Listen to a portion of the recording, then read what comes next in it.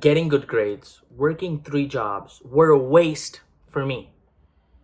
In college, I thought the most important thing was focus on studies, get a job, pay your loans, and just grind out, have fun when you have time.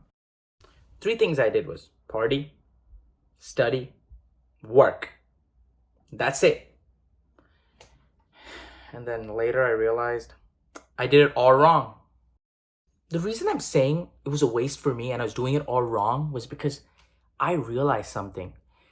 Busy work doesn't mean progress. It never does. I used to mistake that for, okay, I'm busy all the time. I'm working 30, 35 hours. I'm taking classes. I'm taking 4 or 5 classes. I'm also having fun. So I'm doing everything perfect. But no, I'm not growing. I'm not getting better. Because busy work. Because the jobs I did was I was a barista at Starbucks. I was a tutor in my university. I also was interning at an IT consulting firm. And I did learn stuff, but it was stuff for the job. It was not stuff and skills that were transferable for the next job or skills that I could use independently. And that's when I thought, okay, I'm the guy. I'm doing everything right. I am living the perfect college life. But later, like a year ago, I started realizing that's not it. Because working that many hours, spending that much time, I was thinking, okay, I'm making money. I'm making progress. No, you're not. You're making zero progress. Zero. The reason I was saying that I thought I was the man, but in reality I was making zero progress, was because I thought my biggest asset was my bank account, my grades. But I could not be further from the truth.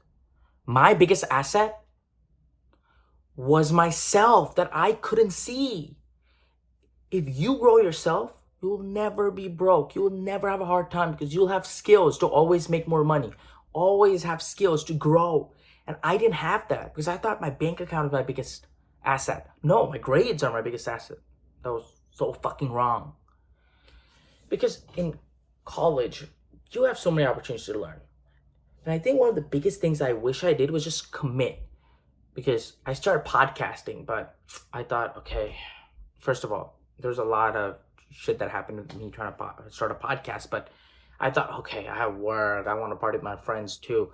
And I could have started something on my own, like with my best friend, I started a podcast, but things didn't go the way I wanted. But I could have started a YouTube channel on my own then.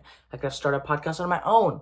But I didn't do any of that because I thought, okay, if I have time, once I finish studying and my 3 jobs or 2 jobs, then I'll do partying. And then at the last, if I have some time, then I'll grow. But that was so dumb because that wasted 3 years of my life where I thought, okay, I'm growing, I'm getting better, but I was not doing shit. It's really easy to have that mentality because you're looking at the short term. You're saying, okay, I'm making money, I can pay my bills, I'm making money, I can have fun, I get good grades, okay, I'm growing. But you're not. The long term is hard to see that you don't get anything back. Like you, instead of those 15 hours you're working, you could do those 50 hours in growing a skill. And then you go, man, but I'm not getting anything in return. And that's the delayed gratification that you need. And I know it's hard to figure out, okay, should I work, should I not? And I think this question that I learned, I think 2 weeks ago or 1 week ago, that really helps. The question was, what is the constraint right now? I don't know if Alex Hormozy said it or maybe he did. Or Harut said it, I don't remember. But the question, what is the constraint now? Like if you ask your question that and you go, okay, for me, when I was 18, 19, my biggest constraint was skills. Like when I want to enter the job force, I want to become an entrepreneur. That is what I need. And okay, then you think, what is my biggest constraint? Okay, my biggest constraint could be my data science skills or could be my skills in YouTube. Like right now, if I ask for my school community, what's my biggest constraint? Okay, nobody fucking knows me. So then what do? Make content. Okay, what's my biggest constraint? Content. I don't get a lot of people to click on my content. Okay, work on my thumbnails, work on my titles. Just that process of just keeping on asking you that question, asking yourself that question. What is the constraint now in yourself, in your business, anywhere? And I really hope y'all don't waste the time I did, because if you just took that 15 hours every week for just 3 years and you worked on one skill, you'd be amazing at that. I mean, absolutely insane. And I wish y'all don't do what I did, that thinking what other people tell you that, okay, if you work a lot of jobs, make a lot of money on the side, and get good grades, and you can party, you're insane. You're the man. But that's other people's standards. That's standards for someone who wants an old corporate job. And I'm not saying there's anything wrong with that. I wanted more for my life. And when I started not working on myself for a long time, the day I was graduating, it hit me. That was the worst day of my life.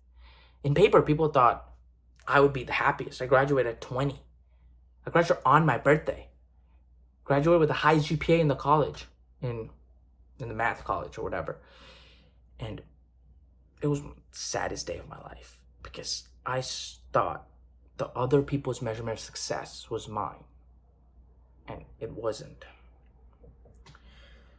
It took a long time for me to get proud of myself, for me to be like, I like me, because I was using other people's beliefs to shape myself. And I really hope y'all don't go down that path, because it's a really hard way to come back up. Focus on what you want to do, on how you want to grow, and what's your constraint. I really hope this video helped. Thank you so much for watching this video. Also, watch my last 2 videos. 1, are you ambitious but overwhelmed? And 2, you have to let yourself go. And I'll see y'all next time.